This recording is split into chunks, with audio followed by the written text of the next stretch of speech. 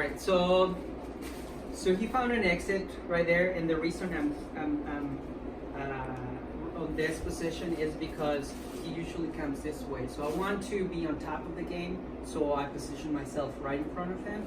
But right now he found another way. So if this happens to you, what I want you to do is just put the leash on and have it ready for you. All you have to do is just put the leash on and then step on the leash if he wants to move forward. So again, so right now he tries to move forward, and then just with the tension of the leash a little bit. And again, I'm not talking to the dog, so I'm not going to put more pressure. He doesn't understand what I'm saying, so it's a waste of my time talking to the dog. So right now, what I'm doing is, all I'm doing is two things. I can wait long enough here, the same position, the same, the way we are right now, until he sits or he relaxes on its own, or I can give directions. If I give directions to the dog, all I have to do is, and I don't know if you notice right here that I'm not even touching, but he knows my intention is for him to relax, and then he follows. Now, if your dog has, or let's say Peanut right now, that has the tail tucked in, that doesn't mean that he is, this is just an expression. He's telling you how he feels right now. But if you notice that he is, in order for him, again, he came to me like this way, and worse. So the whole point of this is that he needs to trust someone, and that someone is going to be me. And then after that, I'm going to give directions to that someone else to do the same thing that I'm doing. So he will grow up. His mind will grow and grow and grow. And then that's what I want. My goal is for him to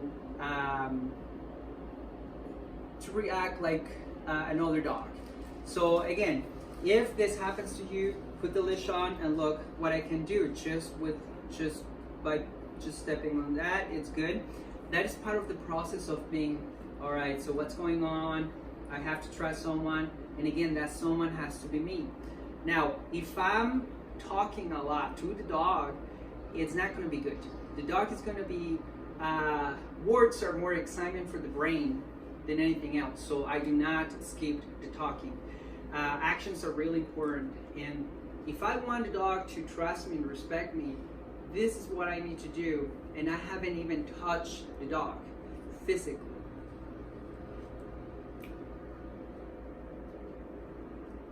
Okay. So I didn't ask the dog to go down because I know that if I ask the dog to be in a sitting position, the dog will go down eventually. So why? Because they can only stay for long periods of time in one position. So the rest is going to be like, I have to relax. So one of the things that I'm going to point out is that he's doing really good at finding a way to relax faster without me giving guidance. So if you notice, I point for him to be in a sitting position, and he does it. The reason it works is practice. I have done this a lot. So now he found his own way to communicate. When he feels that way, automatically he goes down. But that means what he's saying to me is like, this is my way to relax fast. And that is something that you need to work with the dog. This is a communication between us. And it's not by this, it's by actions. Okay. So again, so when I said pressure, I just want to clear that pressure doesn't mean that I'm going to put pressure on the leash. I'm not going to put my hands or anything on the dog. Pressure means just what makes him uncomfortable. There we go. So all I want from the dog is get used to the noise. And here, no one is going to judge you. And you're allowed to express your feelings, but you're going to have to trust me. Notice I haven't even touched the leash, or I haven't touched him. And there's a reason. If you touch right now, if you know what you're doing, you can reward the state of mind that he is. His mind is going like this, boom, boom, boom, boom, in all different directions. You don't want to create. In other words, he has his own baggage. He has a lot going on in his brain. You don't want to put more of your feelings on top of his. It makes it worse. So here again, he's paying attention, and that's good. So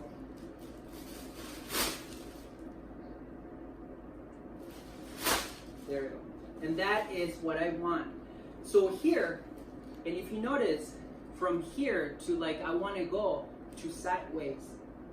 You know, at this moment, I don't. It's not that I don't care about the tail. It's the tail is a sign for me. That's all. But you do have to pay attention to that. So once I figure it out that yeah, the tail maybe it's all the way in, maybe not. It's not what I care about or that I pay attention to. It's the brain. So right now, what I care out of all of this is his state of mind. So here, if you notice, he's paying attention to me.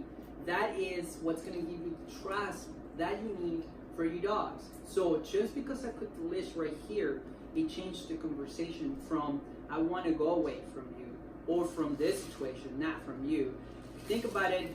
Yes, he has his things with males, but that could build up with exercises like this.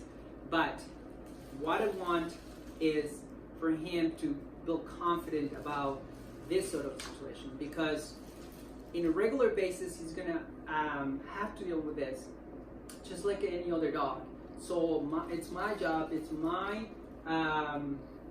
pleasure to teach him how to react like a normal dog. I don't want him to feel like he needs to run away from everything, just like the way he came here.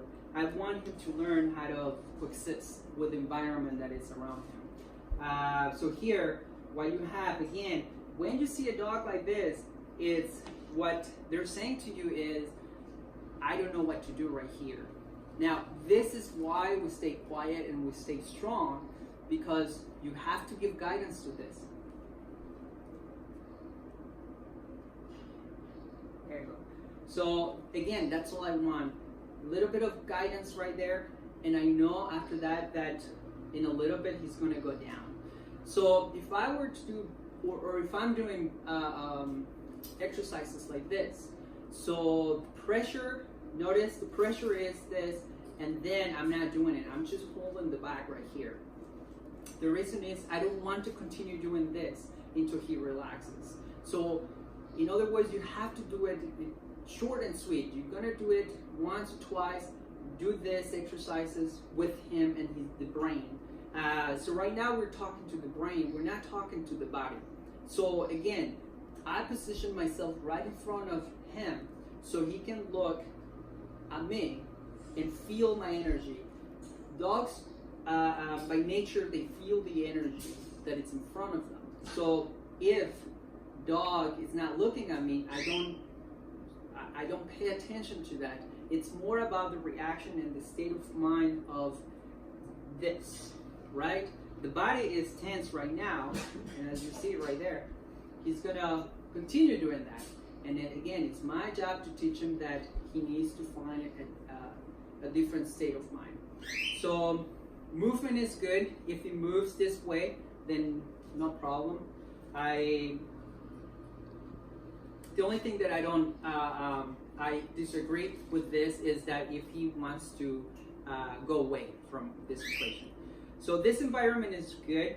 So the way I'm teaching the brain is feel safe with me. I'm here to help you. I'm not here to make things worse for you. I'm here to make it easier for you. So here, again, movement is good, but if I see that he really wants to go, which if you really think about it, if you see the leash, if you notice, it's not tense at all. So which means that is he's not looking at me, but he's feeling. See his head it's towards me. It's because he's feeling what's going on right now.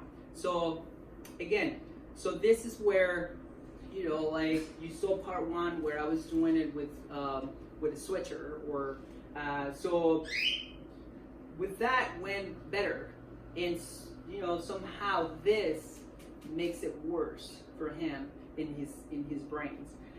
So here, look at the tail again. He found a different state of mind. Now I can just do this if I want to. Again, it's one of those things that you have to trust yourself. If you don't trust yourself, they're not going to believe you.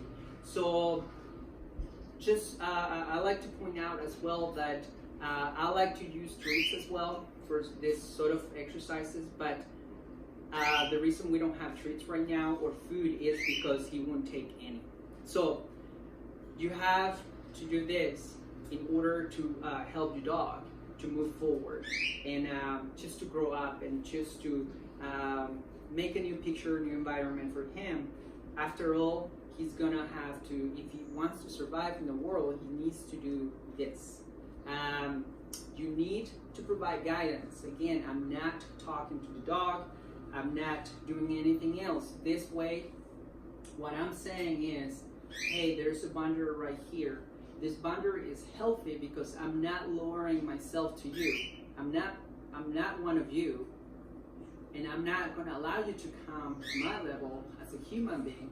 So there is a boundary right here where I don't even touch the dog to teach the brain something good, right? So we're going to keep it that way because now we found a different state of mind. So if you have any comments, or if you like to share, or like the video, or any questions that you have, please let us know. And thank you so much.